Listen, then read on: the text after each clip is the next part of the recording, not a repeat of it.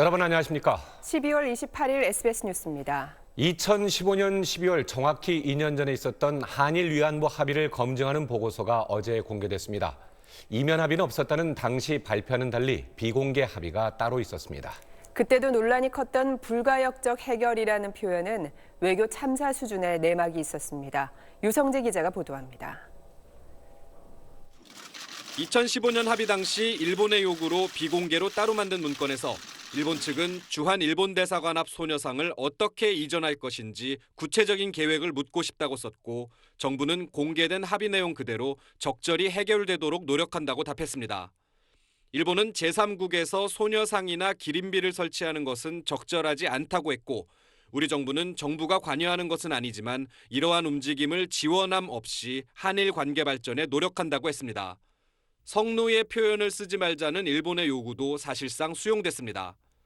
반면 우리 정부가 먼저 꺼낸 불가역적 사죄라는 표현은 일본의 요구에 의해 최종적 해결에부터 일본이 예산 10억엔을 출연하면 위안부 문제가 불가역적으로 해결된 걸로 해석되는 여지만 만들었습니다.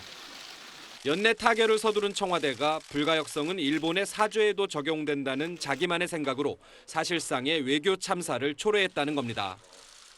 검토 TF는 2015년 4월 잠정 합의 이후 고위급 협의에 들러리로 전락한 외교부가 핵심 합의 내용을 피해자와 관련 단체에 전달하지 않아 피해자 중심이라는 원칙도 훼손되고 말았다고 평가했습니다. SBS 유성재입니다. 일본 정부는 이런 위안부 TF 발표 내용에 대해서 예상대로 부정적인 반응을 보이며 기존 합의는 이행돼야 한다는 얘기를 되풀이하고 있습니다. 도쿄에서 성혜영 특파원이 전해드립니다. 고노 일본 외무상은 어제 한국 위안부 TF 결과 발표 직후 담화를 통해 일본 정부는 한국 정부의 합의 변경 요구가 있어도 결코 수용할 수 없다고 밝혔습니다. 고노 장관은 담화에서 한국 정부가 합의를 변경하려 한다면 한일 관계가 관리 불가능하게 된다고 주장했습니다. 또 2015년 협상은 두 나라 정부가 정당한 협상 과정을 거친 것으로 합의 과정에 문제가 없다는 입장을 되풀이했습니다. 스가 관방장관도 기존 합의가 착실히 이행되는 것이 매우 중요하다고 말했습니다. 일본 방송 뉴스는 이번 TF의 결과 발표가 한국 국내 정치 상황에 따른 것이라며 박근혜 정부의 협상 잘못을 지적하는 것이라고 평가했습니다. 일본 신문들은 한국 위안부 TF의 발표는 비공개 합의까지 공개함으로써 문제를 다시 불붙이자는 것이라고 해석했습니다. 아사히 신문은 위안부 TF의 발표에 대해 강경화 외교장관이 정부의 공식 입장이 아니라고 말했지만 한국 내 여론 반응이 더욱 강경해질 가능성이 있다고 분석했습니다. 일본 정부는 이번 위안부 TF의 검증 결과가 아베 총리의 평창 동계올림픽 참석에 영향을 줄지 여부에 대해서는 아직 정해진 것이 없다는 반응을 보였습니다. 도쿄에서 SBS 성혜영입니다. 국정원 특수활동비 수수 혐의를 받는 조윤선 전 청와대 수석에 대한 구속영장이 기각됐습니다. 반면에 우병우 전 수석은 구속 적부심 청구가 기각돼 계속 구속 상태로 수사를 받게 됐습니다. 류란 기자가 전해드립니다. 조윤선 전 청와대 정무수석이 석방 5달 만에 재구속 위기에서 일단 벗어났습니다.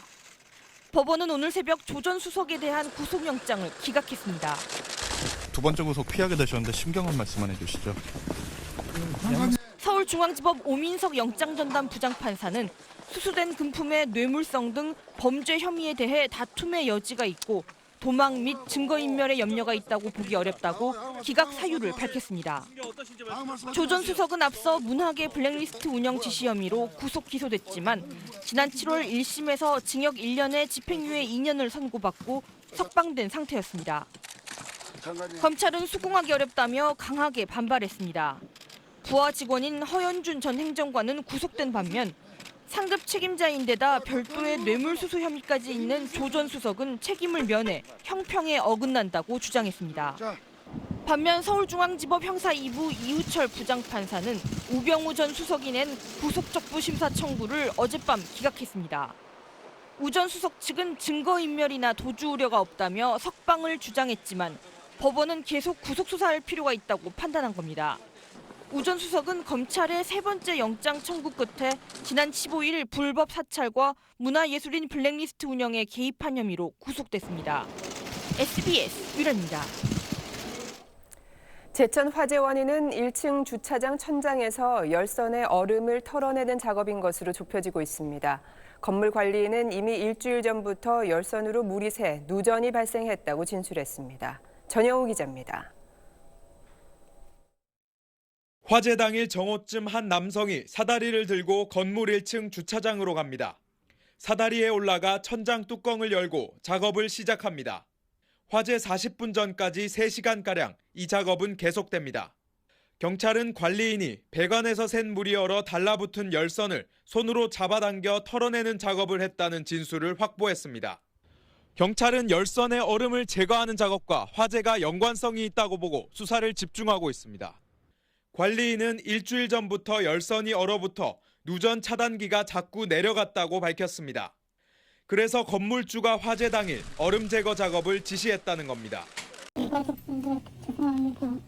건물주는 관리인에게 얼음 제거를 시킨 적이 없다고 부인했습니다.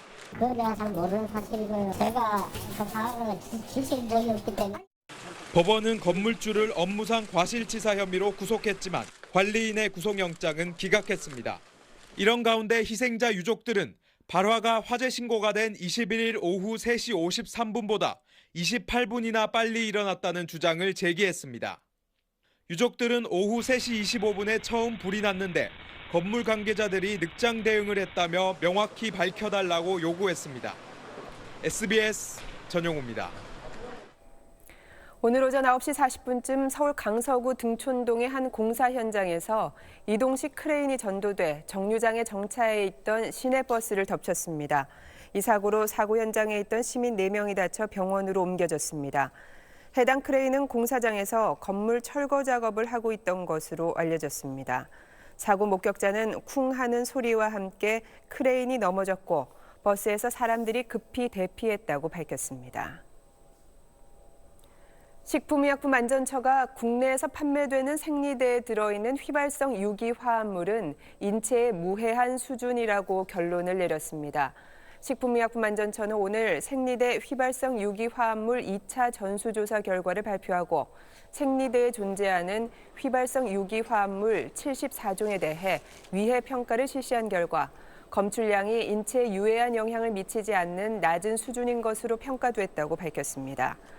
이번 2차 평가 결과 브로모벤젠 등 휘발성 유기 화합물 24종은 모든 제품에서 검출되지 않았고 검출된 50종도 인체에 유해한 영향을 미치지 않는 것으로 확인됐습니다. 식약처는 시중에 판매되는 기저귀 370개 품목을 조사한 결과 역시 안전에는 문제가 없었다고 밝혔습니다. 가습기 살균제로 천식을 앓게 된 질환자 6명이 처음으로 피해를 인정받았습니다.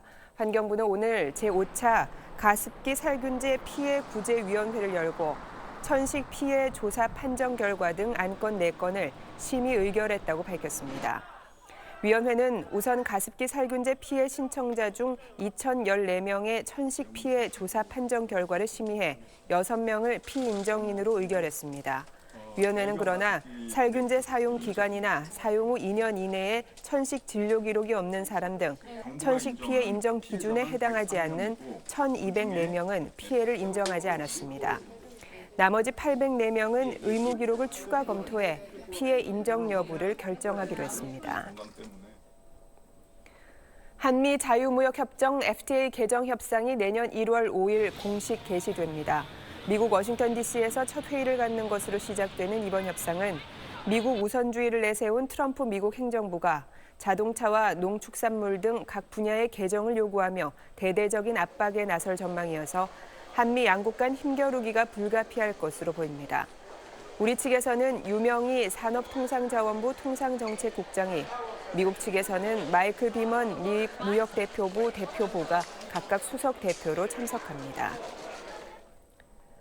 우리나라 50대 이상 중고령자는 노후에 어느 정도 문화생활을 즐길 수 있는 적정 생활을 하려면 부부 기준 월 230만 9천 원, 개인 기준 월 145만 7천 원이 필요하다고 생각한다는 분석이 나왔습니다.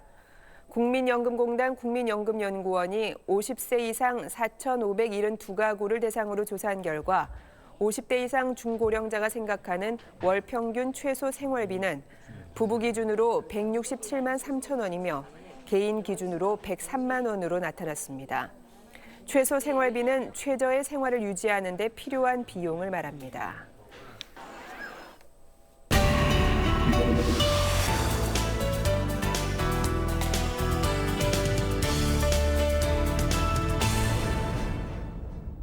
책상을 탁 치니 억하고 이 억지스런 얘기가 아무렇지 않게 진실로 둔갑했던 서슬퍼런 시절. 불과 30년 전 이 땅의 공기 한 줌까지 섬세하게 스크린에 재현됐습니다. 박종철 고문 치사 사건부터 이한열 노제까지 6개월. 대한민국 현대사의 물길을 바꾼 격동의 시간을 사실적이면서 짜임새 있는 드라마로 되살렸습니다. 넘치지도 모자라지도 않게 시대를 담아낸 진정성 있는 연출이 돋보입니다. 저도 딸이 있지만 자라나는 아이들을 위해서도 이런 이야기는 꼭 한번 만들어 놓고 싶다. 그런 욕심이 있었던 것 같습니다. 10살 소년 어기가 학교에 갑니다. 5학년이 되도록 진짜 학교에 가는 건 처음입니다. 남들과는 조금 다른 얼굴 때문입니다. 헬멧 속에 숨어있던 어기가 용감하게 편견을 이겨내고 세상에 나오는 과정을 잔잔하게 담았습니다. 118주 동안 뉴욕타임스 베스트셀러에 올라 전 세계 800만 독자를 감동시킨 소설이 원작입니다. 쌍둥이 형제가 있습니다. 다정하고 사려 깊은 폴과 거칠고 오만한 성격의 루이. 극과 극의 두 남성의 상반된 매력에 한 여성이 동시에 빨려듭니다. 세 사람의 복잡한 사랑이 현실과 환상의 경계를 넘나들며 펼쳐지는 프랑스와 오종 감독의 신작입니다. SBS 김영화입니다. 주식 시황 알아보겠습니다. 고보경 연구원입니다. 네, NH투자증권입니다. 간밤 미국 증시는 연말 연휴 거래량이 감소한 가운데 소폭 상승했습니다. 이에 코스피도 기관의 매수에 힘입어 좋은 흐름을 나타내고 있습니다. 이 시각 현재 코스피는 17.39포인트 상승한 2454.06을, 코스닥은 5.84포인트 오른 797.79를 기록하고 있습니다. 투자 주체별로는 개인과 외국인이 414억 원, 69억 원씩 매도세를 보이고 있고 기관은 570억 원 매수 우위를 나타내고 있습니다.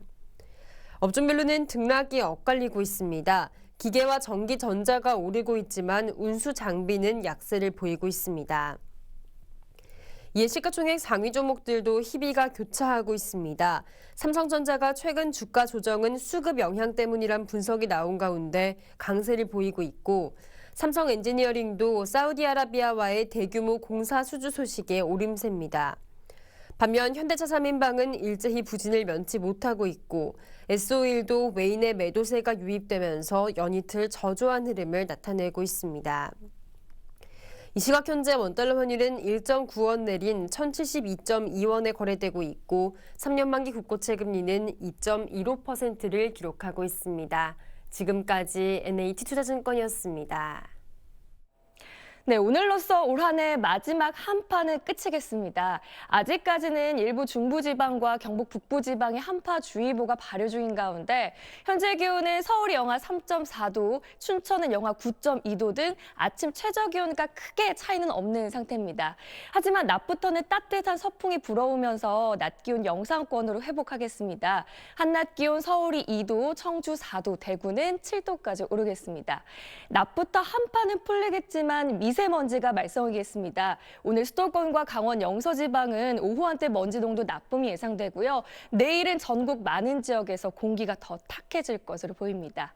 오늘 중부지방은 흐린 가운데 오후부터 밤 사이에 눈이 날리는 곳이 있겠고요. 남부지방은 가끔 구름만 많겠습니다. 동쪽지방은 건조특보가 이어지고 있으니까 불씨 관리에 더욱더 신경 써주시기 바랍니다. 올해 마지막 날까지 극심한 추위는 없을 것으로 보입니다. 날씨였습니다. SBS 뉴스를 마칩니다. 시청해주신 여러분 고맙습니다.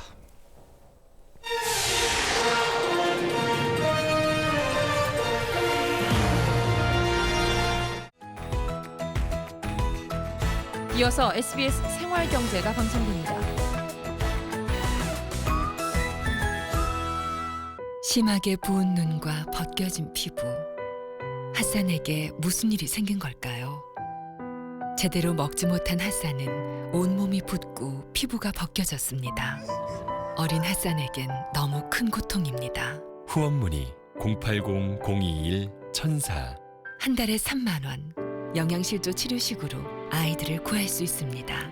지금 유니세프로 전화 주세요. 후원 문의 080-021-1004 결혼하니까 가구, 이사하니까 가구, 가까우니까 가구. 자꾸 어디 간다는 거야? 운정 가구타운. 2017 운정 가구타운 2월 상품 총정리. 2017 신품 가구, 전시 가구, 명품 가구를 대파격 세일합니다. 자꾸 가고 싶네. 안마의자. 짐작만 하고 계신 당신께 직접 앉아보기를 권합니다. 럭셔리 디자인과 차원이 다른 퍼포먼스. 차이가 아니다. 초월이다. 휴테크 카이. 여기도 대기예요. 저기도 대기예요. 난 휴가 언제 가지? 지금 가! 업무의 바다로! 익스피디아 하나! 전 세계 수많은 항공권과 호텔을 대기 없이 즉시! 여긴 대기가 전혀 없네? 익스피디아. 뭘 먹고 싶다고 투정만 하던 내가 아내가 먹고 싶은 게 뭔지를 묻는다. 일기 한 줄 안 쓰던 내가 육아일기를 쓴다. 차려주면 먹을 줄이나 알던 내가 차릴 줄도 안다. 엄마. 전화도 자주 안 하던 내가 안부를 다 묻는다. 아이가 자라면 부모도 자라나 봅니다. 아이는 더 나은 내일을 꿈꾸게 합니다.